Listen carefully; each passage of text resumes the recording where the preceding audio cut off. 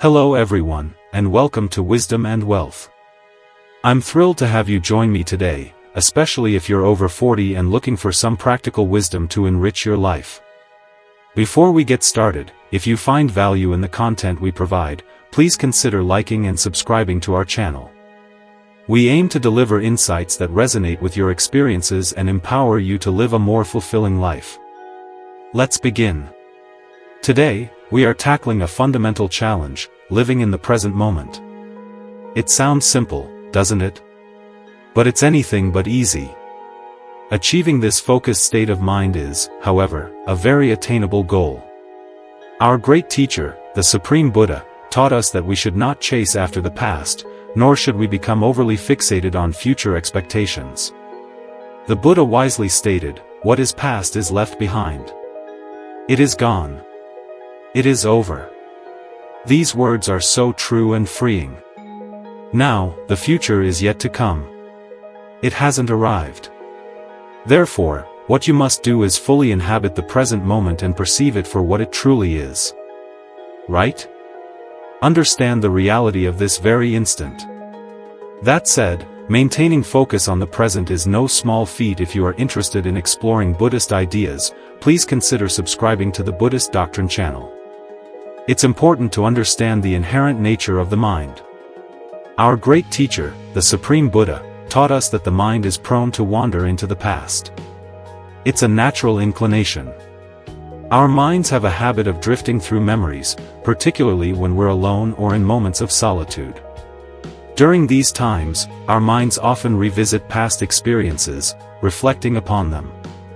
Sometimes those reflections bring joy, and sometimes regret, even tears. This tendency is a fundamental aspect of our mental landscape, one we must acknowledge and work with. Furthermore, our minds often engage in excessive speculation about the future. People tend to dream extensively about their aspirations, but unfortunately, they often fall short of taking the necessary actions to bring those dreams to fruition. Therefore, our great teacher, the Supreme Buddha, taught us that we should not allow our minds to become lost in the past or overly focused on creating fantasies about the future. If you are enjoying the content, please click like. So, what are we supposed to do? The answer lies in dedicating our energy to the present moment. By diligently working in the present, we lay the foundation for a better future and reshape our perception of the past.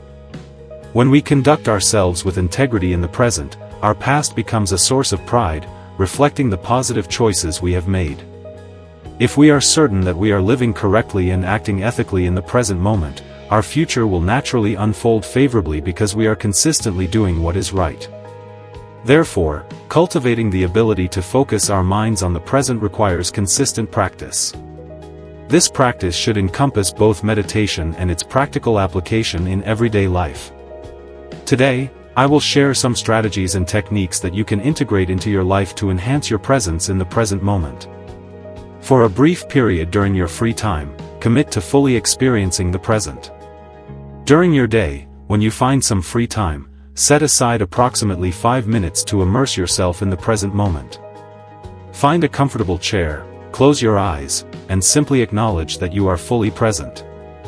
You are not dwelling in the past or projecting into the future. You are grounded in the reality of now. This is what truly exists. Right? The past is gone, and the future has yet to arrive. With your eyes closed, attempt to concentrate on the present moment. Pay attention to what you feel, what you hear, and what you think. Understand that everything you are currently experiencing will eventually fade into the past. It will become part of the tapestry of your life. Therefore, throughout your day, make time for this practice. The beauty of the present is fleeting. Remember to like and subscribe to the Buddhist Doctrine channel. One of the most effective methods for focusing your mind on the present moment is through breathing meditation. This practice is exceptional for gently guiding your mind away from the realms of the past and future and anchoring it firmly in the present. When you concentrate on your breath, you are engaging with a process that is continuously unfolding in the present. Each breath arises and passes away, existing solely in the now. By directing your attention to this rhythmic cycle, you keep your mind firmly rooted in the present. In addition to meditation, it's also vital to cultivate present moment awareness in your daily life. This can be particularly helpful during challenging times. For instance, consider a situation where someone directs criticism toward you. Now, when someone is criticizing you, you hear their words. Right? As we process these words, the very moment they are spoken, they begin their journey into the past. Those specific words are no longer present. Right? However, our minds often resist accepting this reality. Our minds tend to cling to those words. Right? Our minds have a tendency to replay them. Our minds try to hold on to those words, creating a loop that brings those thoughts and words back into our consciousness repeatedly, and that is why we suffer. That is why we feel hurt. Right? If we can fully grasp the reality that the words we heard have already passed into the past, they are no longer here, and they have vanished, we would not suffer in the same way. Right? Because it has gone to the past. You cannot do anything about that. But our mind is not ready for that, right? Our mind tries to cling to those words. Right? So, what you have to do when someone blames you, when you are going through a hard time, realize that all those things are impermanent and it vanishes very quickly from my life. So I don't want to worry about them. Right? So if you are living in the present moment correctly, doing the correct thing, doing the right thing, doing good things, you don't want to worry about the past as well as you don't want to worry about the future. Of course, you can make the plans for the future, no problem. Now is a great time to subscribe. But do not dream too much about it. Because the more we dream, it is like we are stopping our vehicle and just looking towards the road without driving. Right? The more we dream, we feel jealous about the achievers who achieve our goals, right? So it is like you are stopping your vehicle on the road and looking at the vehicles that pass by. You're not driving, right? You can make your plans, you can make your goals, but do not dream too much about it. Just start working for it. Right? So the dream becomes a goal when you are working on it only. So if you can live in the present doing the correct thing, doing what should be done now, you don't want to worry about the past as well as you don't want to worry about the future. So in that way you will have a life without regret and without worrying about the future and the past, and live your life in the present moment and be happy by your life. One of you have asked from us that how can we kill the laziness? How can we do the things without laziness? Okay, today from this Inner Guide Q&A program we are going to discuss that how can we do the things without the laziness, and how can we kill the laziness to kill the laziness, and to do the things without laziness to stop being lazy in our works. Our great teacher Supreme Buddha taught us that you should have 4 great qualities.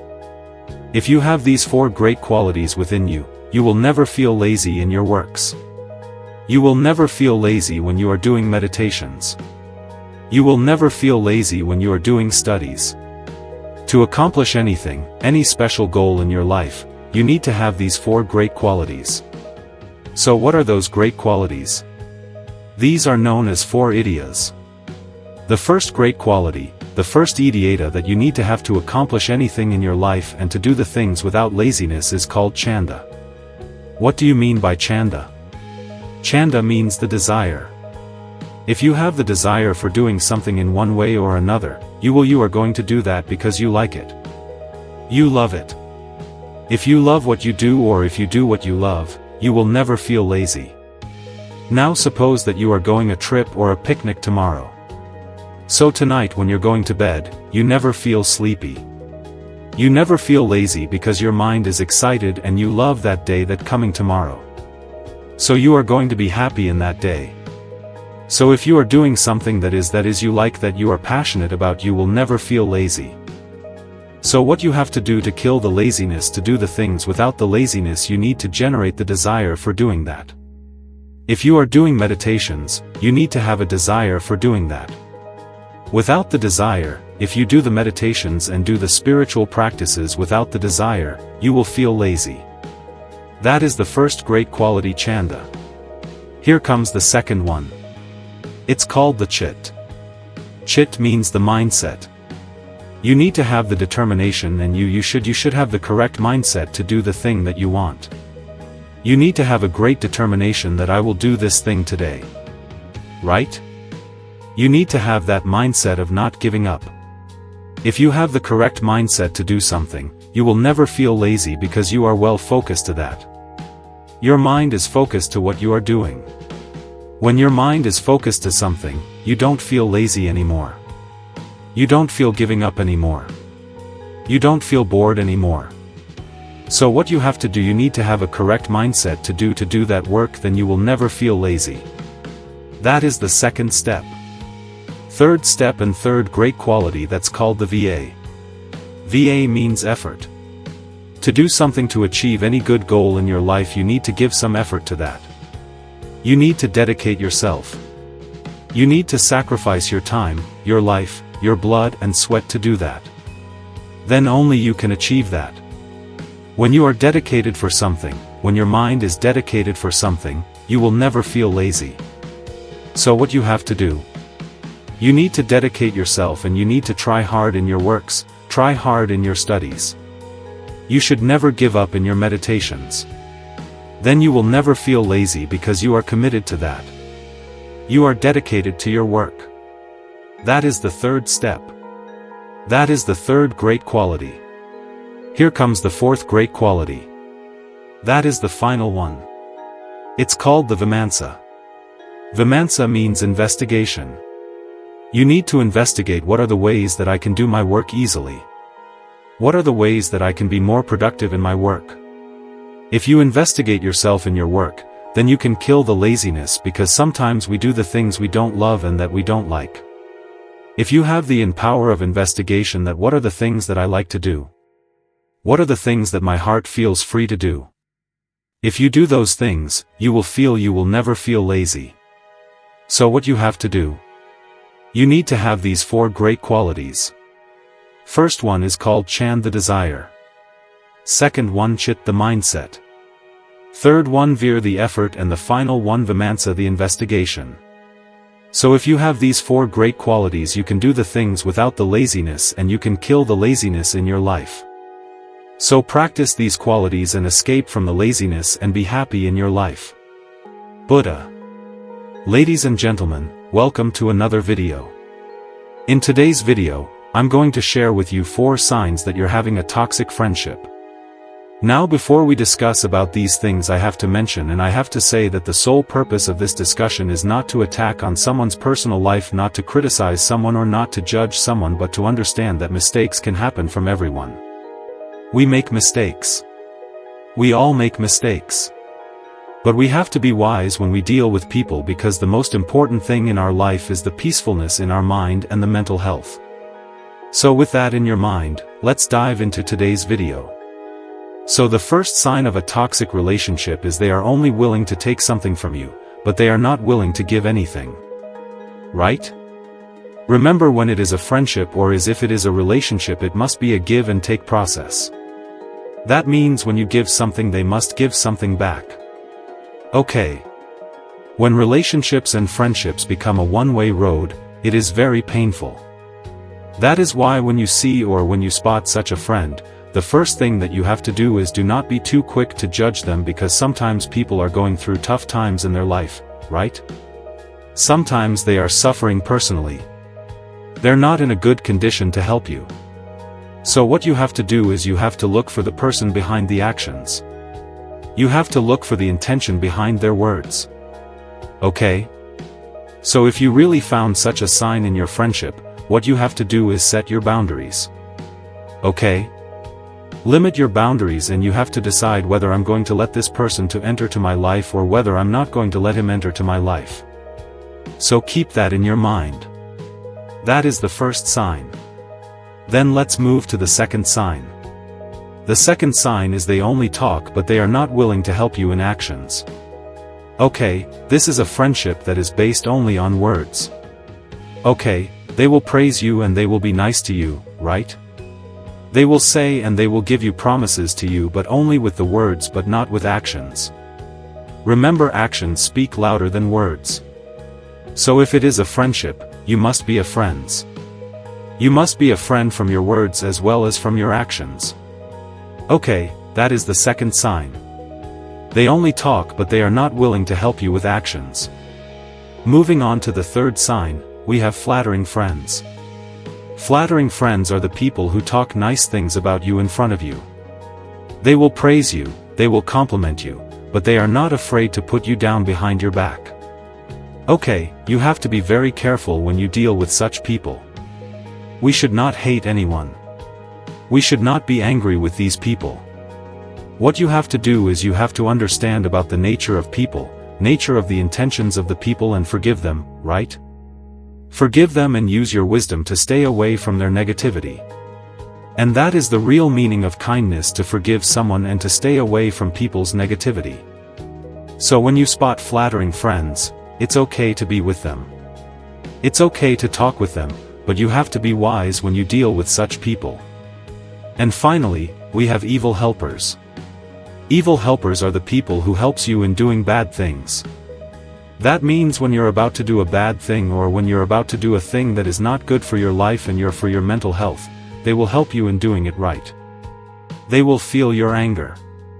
They will feel your jealousy. Okay? They will help you in doing bad things that brings the regret to your life. Right? So you should be very careful, and you should stay away from these people. So these are the 4 signs that you're having a toxic friendship. Now why should we become so much aware of these friends and these signs? Because do you know our character is shaped by the people who we associate, right? There's a saying, it says you are the average of 5 people that you are associating closely. That means we become who we associate. Therefore, surround yourself with positive people and the people who can uplift you and support you. And finally, remember that you deserve positive and healthy friendships that supports your life and your personal growth. Keep it in your mind. I know it is very difficult to forget the past memories. I know it is very difficult to forgive yourself for the things that you have done in the past. But at the end of our life, at the end of our day, what we all need is nothing but just the peace in our mind. But in order to find that peace, we need to let go of that past memory, let go of that things that hurt us. But how is there a way to find that peacefulness within our mind? Well, let's discuss about it in this video. If you look at the past memories, I heard this nice quote about the past memories. It says thinking about and worrying about past is like dragging a boat on a dry land. Okay. Now, where we can use the boat? We can use it on water. But if you try to drag that boat onto dry land and take it with you to wherever you go, what will happen to you? It will become a burden to you. It will hurt you. It is so heavy and there is no use in the same place, right? You cannot use the boat on the dry land. Okay? Holding on to past memories is also like that, right? There's no use of it, right? We're not letting that past memory to be in the correct place. We're taking it to wherever we go and every place that we go, and it will keep hurting us. So what we can do to forgive ourselves and let go of that past memory? Well, there are certain things that you can do. One of the most important things that you have to realize in this world is that not everything in this world is totally under our control. There are people around you. Okay? There are things around you. There are certain things that is happening around you, but not everything and not every one of them is totally under your control. Okay? We have to deal with it. But it is not out. It is out of our control. How people treat you, you cannot do anything about it. How people think about you, you have no control over it. How people talk to you, how people behave in front of you, the things that is happening in this environment, in the nature, there are things that is out of our control. Okay? Every try, and if you realize that this is the truth, okay, I cannot do anything about it, should I worry about them? Then you come to the conclusion that I don't want to worry about it because it is out of my range. Okay, so this is one reality that you have to understand. The world is not totally under your control. Why? Because we are so busy in our life trying to control the things that are around ourselves that are out of our control. Okay. So realize that not everything is under your control. And the next thing that you have to do is this might surprise you. Now a lot of people are trying to forget the past memory. Okay. I would say don't try to forget past memories. Okay. Don't try to do it. What will happen if you try to do it? The more you try to forget something, the more it will haunt your mind. Isn't that true? Just do it practically, right? Try to forget something, it will come back to your mind. Okay? I would say rather than trying to forget the past memory, I would say let it fade away from your life. Okay? Let it fade away. How to do it? Fading away is happening with time. Okay, it takes time. It's something like healing a wound. Okay, to heal a wound, it takes time. Okay, so what we have to do is we have to give less attention to that memory. Okay. Now, most of the time what happens in us is when past memories haunt us, we give so much attention to it. We give so much awareness to it and think like this is the biggest tragedy in my life. This is the biggest mistake that I have done in my life. Now my life is worse. Okay. The more we give attention to something it will grow. That is the nature of the mind. The Buddha said the more you give attention to something these kind of thoughts come again and again to your mind. So what we have to do is give less attention to it. But how? Okay. Now so many of you say it is very easy for you to say that give less attention to it. But it is very difficult. I know it is very difficult. But there is certain thing. There's one thing that we can do. We can identify that thought as a thought. Okay. Let's say these past memories there are always the thoughts inside our mind. Okay. And also there are certain good memories and happy me memories. All of them are just thoughts. Okay. The only difference between these hurtful memories, past memories, and the good memories is the way we look at that thought. Okay. The perspective towards that thought.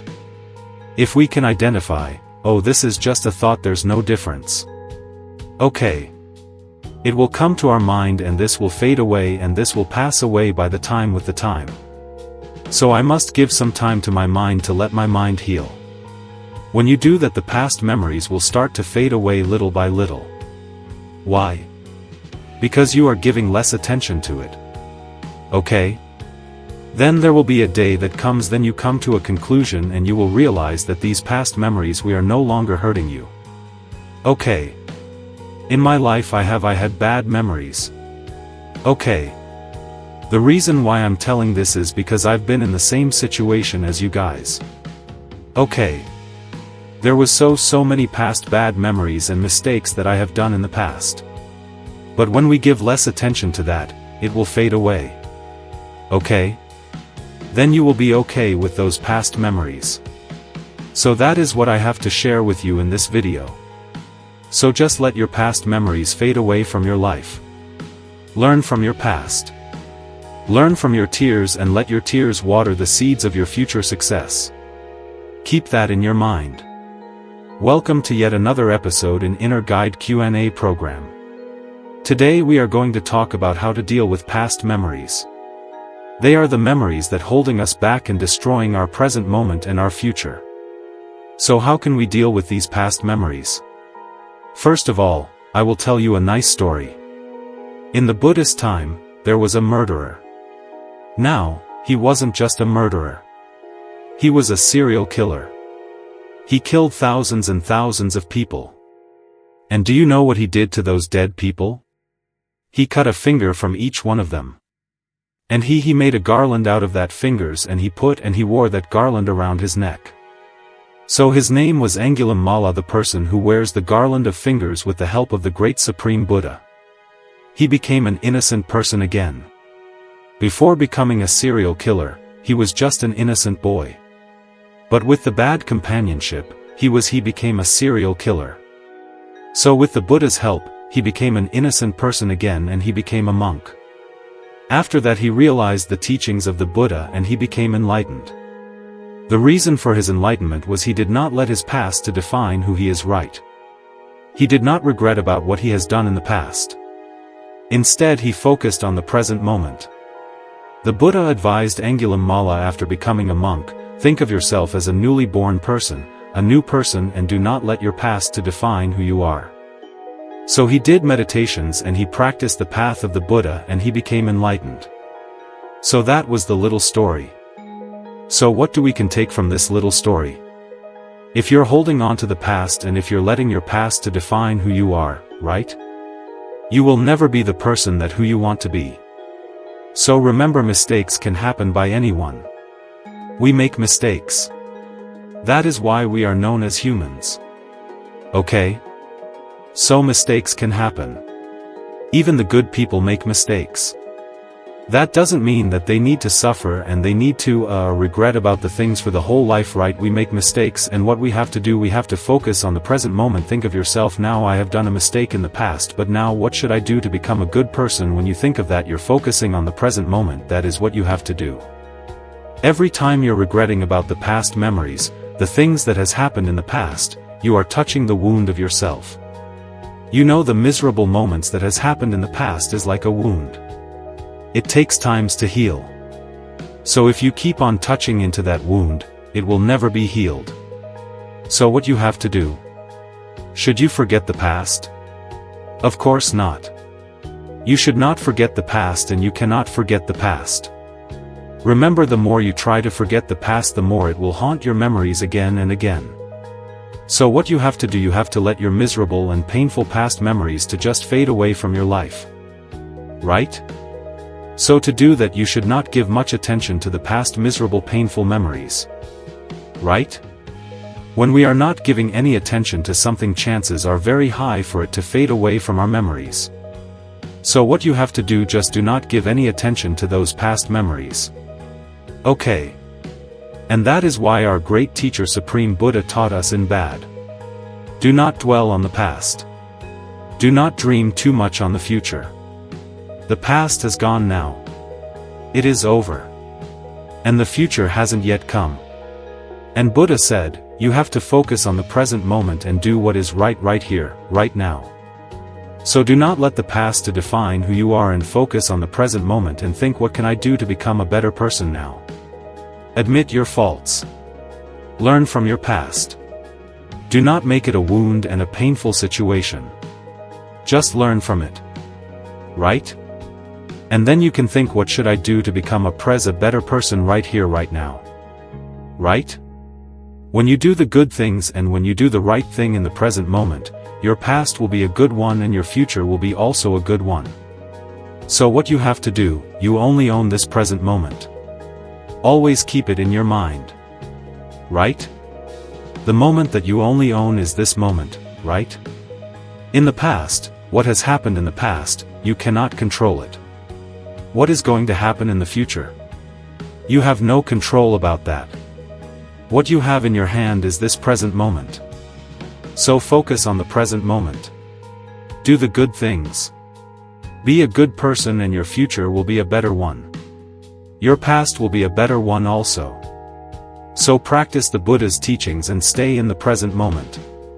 As we conclude today's discussion, I encourage you to reflect on the insights shared and consider how you can integrate them into your daily life. If you found this video helpful, please like and subscribe to Wisdom and Wealth, and share your thoughts in the comments below. We look forward to continuing this journey of wisdom and wealth building with you.